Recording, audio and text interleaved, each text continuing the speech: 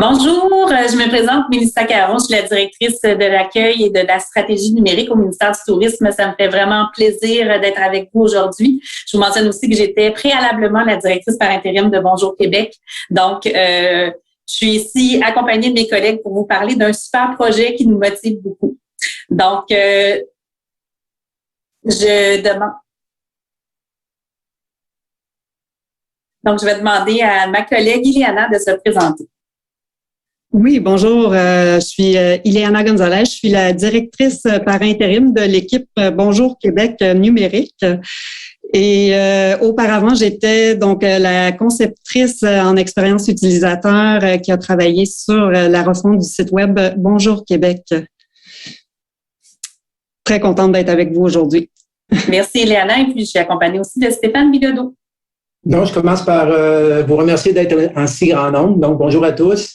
Ça nous fait vraiment plaisir d'être ici pour partager cet incroyable beau projet. Moi, je suis dirigeant de l'information au niveau du portefeuille du tourisme. Je suis également le directeur des ressources informationnelles et aussi un passionné de la transformation numérique. Donc, sans tarder, Mélissa. Oui, ben écoutez, comme une image vaut mille mots, on s'est dit que pour bien introduire notre vitrine internationale pour la destination touristique du Québec, on va vous laisser visionner ce court vidéo. Dites bonjour au Québec. Plongez virtuellement au cœur de la destination touristique du Québec. Que ce soit pour vous inspirer, vous informer ou planifier votre séjour, bonjourquebec.com, c'est la référence pour découvrir le meilleur de nos expériences touristiques. C'est aussi une quarantaine d'itinéraires et routes touristiques qui vous font découvrir les différentes régions du Québec. Bonjourquebec.com, c'est plus de 18 000 fiches d'informations sur des entreprises touristiques qui n'attendent qu'à vous dire bonjour. Et plus de 50 000 photos pour vous inspirer et vous faire rêver. Votre séjour débute ici. Donc, vous l'aurez compris, on vous présente aujourd'hui un immense projet de refonte. Je vais vous faire une brève mise en contexte et après, je vais laisser mes collègues vous expliquer comment on a fonctionné pour faire cette refonte-là. En fait, on avait un grand projet ambitieux. On partait d'une plateforme qui existait déjà. Et on voulait la faire évoluer. L'objectif était, en fait, d'offrir une expérience utilisateur qui était beaucoup plus fluide, qui mettait de l'avant le meilleur de la destination, comparativement à avant où on avait tendance à vouloir, je le dis comme ça, mettre l'ensemble de la bibliothèque touristique de l'avant. Donc, ce coup-ci, on s'est dit, on veut simplifier l'offre touristique et faciliter les choix du voyageur. L'idée était vraiment de mettre le voyageur au cœur de notre réflexion, de penser à lui et à ses besoins. On s'est donné aussi des objectifs qui étaient bien précis pour notre site. C'était donc de confirmer la considération pour la destination. Ce qu'on souhaitait, c'est faire en sorte que quand le voyageur surfe sur Internet pour se demander où faire son voyage, bien qu'un coup qu'il se rende sur notre beau site, qu'il cherche, qu'il cesse plutôt de chercher et qu'il confirme que c'était vraiment au Québec qu'il veut faire son séjour ou ses vacances. On voulait aussi guider le voyageur dans la planification de son voyage et ce, au bon niveau. On est un site de destination. Donc, on vend le Québec dans son entier et dans notre écosystème numérique, on a une panoplie d'autres partenaires, que ce soit les associations touristiques régionales et sectorielles ou encore les entreprises. Donc, ce qu'on voulait, c'est vraiment situer à notre niveau, à nous, quel genre d'informations on donne pour accompagner le voyageur, pour ensuite augmenter la génération de prospects pour nos partenaires, donc envoyer le voyageur au bon endroit, au bon moment pour l'aider à se situer dans son tunnel de conversion. Je laisse maintenant ma collègue, plutôt Stéphane, vous présenter comment on a fonctionné. Une petite minute sur les pratiques qu'on a mis en place. Moi, je suis arrivé en cours de route du projet, donc j'ai joint le ministère en cours de réalisation comme tel. Ce que j'ai constaté, 3 affaires quand je suis arrivé. La première affaire, c'est la mobilisation des équipes. C'est sûr qu'avec la mission d'être une vitrine internationale, ça aide, là, mais les équipes étaient très collaboratives, très transparentes. Donc, il y avait une très belle synergie entre les affaires et les TI. Donc, c'est mon premier constat. La qualité des livrables, vous allez pouvoir constater tantôt lors d'une présentation, mais aussi la maîtrise de certaines bonnes pratiques qui étaient vraiment au cœur des équipes de réalisation. J'ai voulu juste faire le point ici avec les 18 pratiques qui sont proposées par la cible gouvernementale. Donc, j'en ai ciblé quelques-unes là, qui ont été mises en place. D'abord, comprendre la compréhension puis la connaissance de l'utilisateur. Vous allez voir, tantôt, on a mis en place des personas. Vous allez voir que les équipes ont bien réfléchi pour bien s'assurer que tout le long du processus, que le client soit mis au cœur de la contribution, puis s'assurer de bien comprendre finalement ses besoins et ses préoccupations. C'était une des pratiques importantes. Tenir compte de l'expérience tout le long du processus aussi. Offrir des services simples, ça veut dire tout ce qui est l'optimisation des processus, s'assurer que l'information, on se retrouve pas qu'on ne demande pas à l'utilisateur de compléter 2 fois la même information. Donc, il y avait des préoccupations sur cet axe-là. Tout ce qui va être l'interaction, le privilège, l'ergonomie, la façon qu'on interagit avec le client est extrêmement importante au cœur de nos développements. La valeur, bien sûr, vous allez voir, tantôt, on a mis en place l'agilité. Donc, on travaille toujours sur ce qui avait toujours de plus de valeur par rapport à notre clientèle. Je fais tout rapidement. Les équipes multidisciplinaires. Tantôt, Mélissa va vous présenter l'ampleur des équipes, les rôles, les partenaires qui ont participé à l'ensemble de ces équipes-là. Donc, vous allez voir que ça a été bien coordonné. Et ensuite, les méthodologies, on a utilisé les meilleures méthodologies, autant sur l'agilité, le lean, que sur le cloud aussi.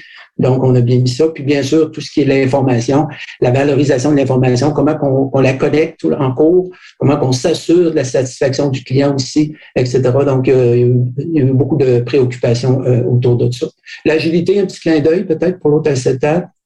L'agilité, c'était vraiment par rapport à notre préoccupation. Quand je suis arrivé, les équipes étaient déjà une bonne partie en agile, mais il restait encore plusieurs, je dirais, balises ou des cérémonies à mettre en place si on voulait faire de la vraie agilité.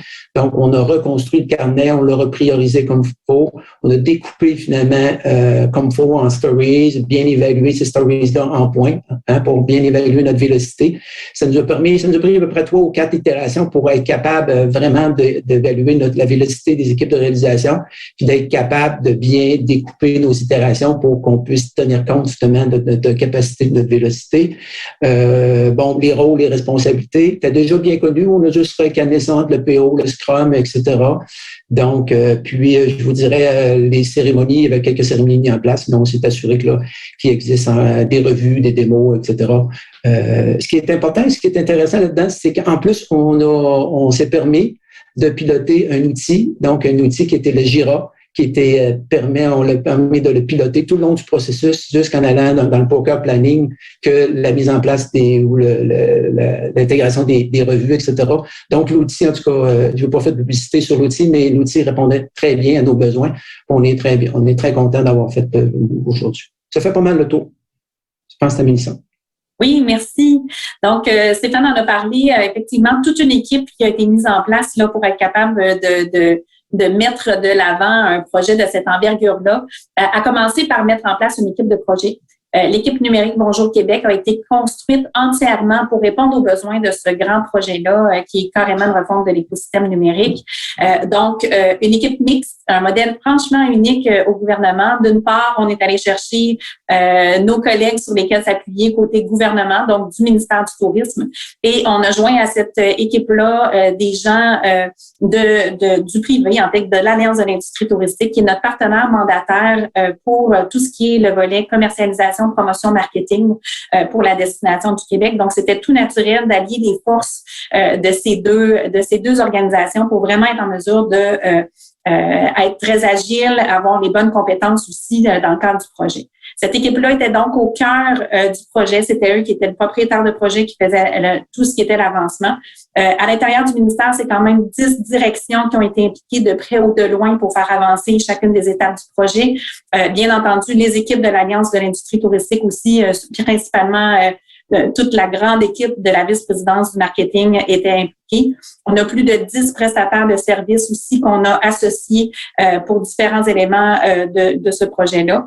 Et finalement, bien entendu, je vous l'ai dit tantôt, on est un écosystème numérique de la destination, donc on devait prendre en considération les différents partenaires qui, eux aussi, s'adressent aux voyageurs pour promouvoir la destination, donc les associations touristiques régionales et sectorielles et les partenaires de l'industrie, que ce soit CEPAC, AML ou ce genre de partenaires, ont également été consultés à des moments. Pour ces moments clés-là, je laisse Ileana vous les présenter.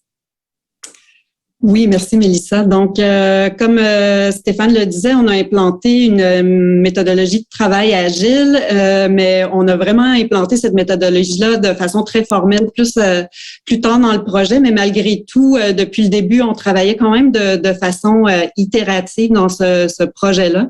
Donc, en allant de la recherche jusqu'à maintenant en amélioration continue. Donc, on a également implanté plusieurs méthodologies de travail vraiment centrées sur l'utilisateur, entre autres, comme disait Stéphane, nos personas qu'on a réalisés dans la phase de recherche. Il y a également eu toute une analyse des besoins d'affaires qui a été faite en amont, dans la stratégie et la planification et l'idéation, entre autres. On a fait des tests en ligne avec des utilisateurs, entre autres des tests de tri de cartes. Puis, en cours de réalisation, nous avons également eu 3 séries de tests qui ont été faits avec des utilisateurs réels de notre site web. Donc, des gens qui ont été recrutés parmi nos cibles de voyageurs, que ce soit en France, aux États-Unis ou au Québec. Et donc, ces résultats-là des tests utilisateurs ont servi d'intrant pour nos itérations de travail, comme je disais, pour l'idéation, que ce soit dans le travail des wireframes ou des maquettes graphiques ou en réalisation lorsqu'on était en développement. Donc, maintenant que le site est en ligne, on est en processus, évidemment, d'amélioration continue. Et dans ce processus-là, donc, nous avons un sondage de satisfaction qui est en ligne sur le site web en permanence et qui nous permet de recueillir le feedback des utilisateurs, ainsi qu'un formulaire de contact à travers lequel on reçoit également plusieurs commentaires et qui nous servent donc pour améliorer l'expérience des voyageurs sur notre site web. Donc, un petit peu plus sur notre processus centré utilisateur. Comme je disais, donc, on a fait une grosse phase de recherche qui a été comme un gros défrichage de plusieurs données qu'on détenait sur les voyageurs. Entre autres, des données qui provenaient de la direction de l'intelligence d'affaires au ministère du Tourisme. Donc, il y a eu énormément de sondages qui ont été faits auprès de la clientèle et qu'on a défriché.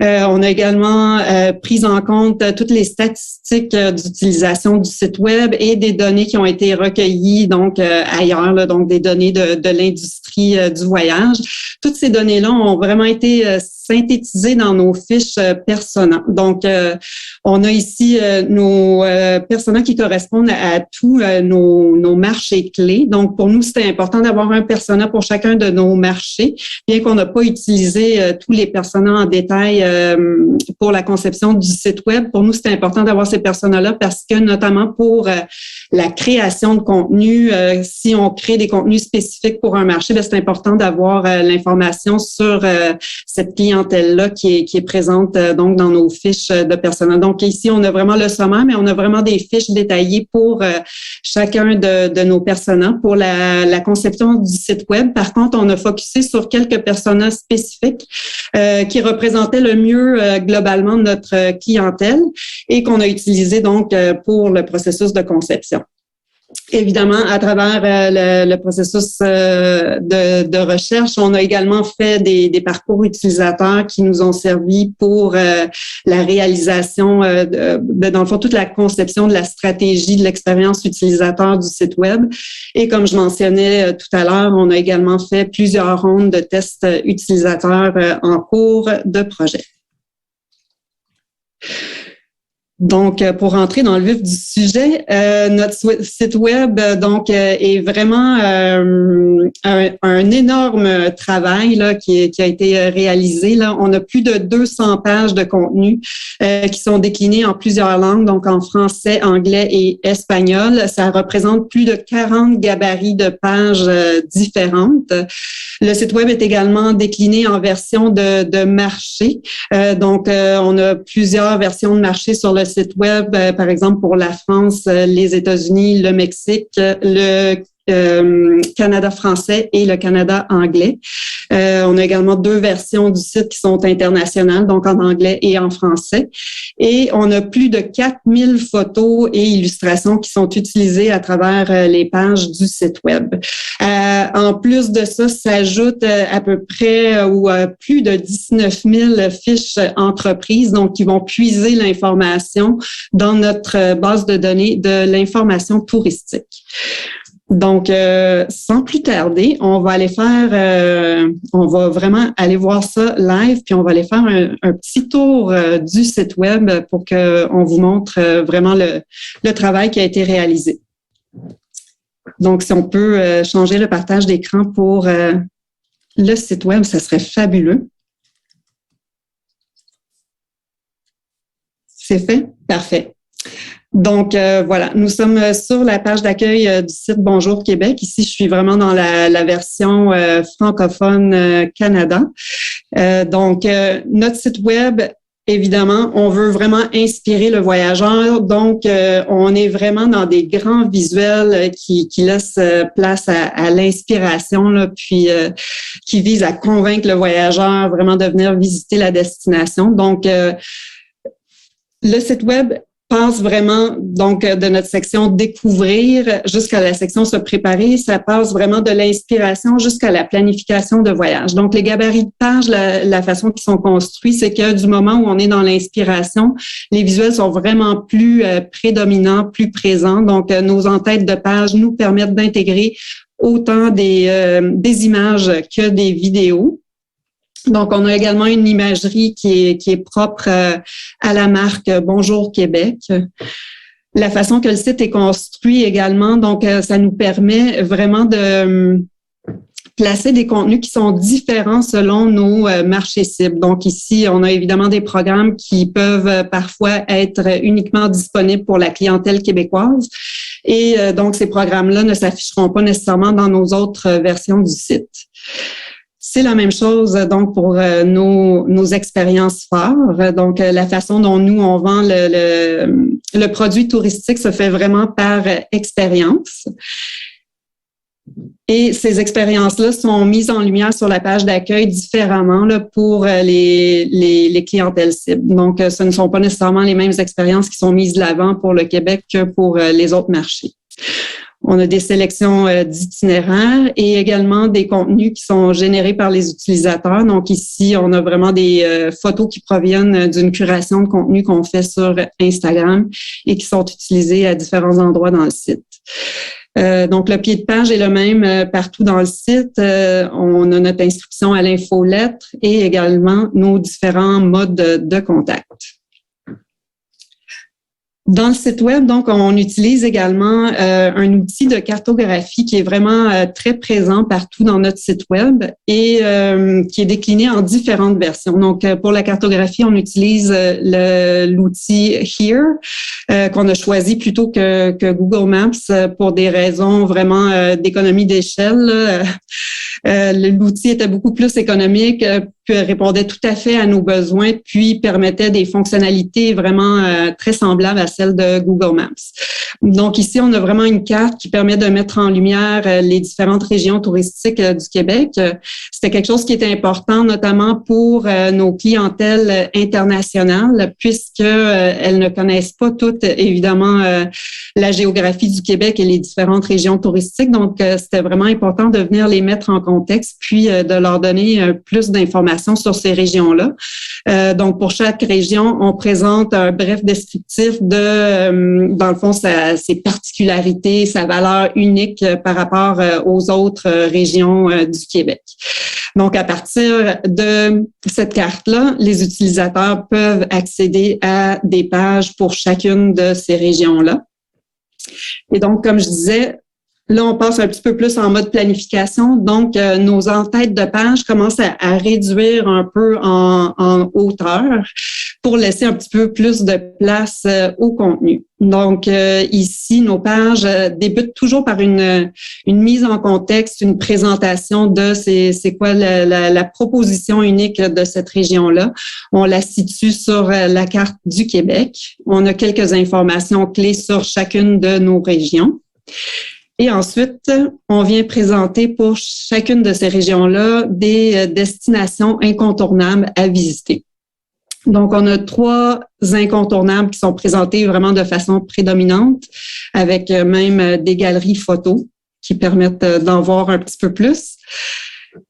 Et ensuite, on a encore une nouvelle déclinaison de notre outil cartographique qui permet de venir mettre en lumière davantage d'attraits de cette destination-là. Donc, on a ici nos villes et villages, lieux inusités, les incontournables, et on peut vraiment venir filtrer ces contenus-là sur la carte.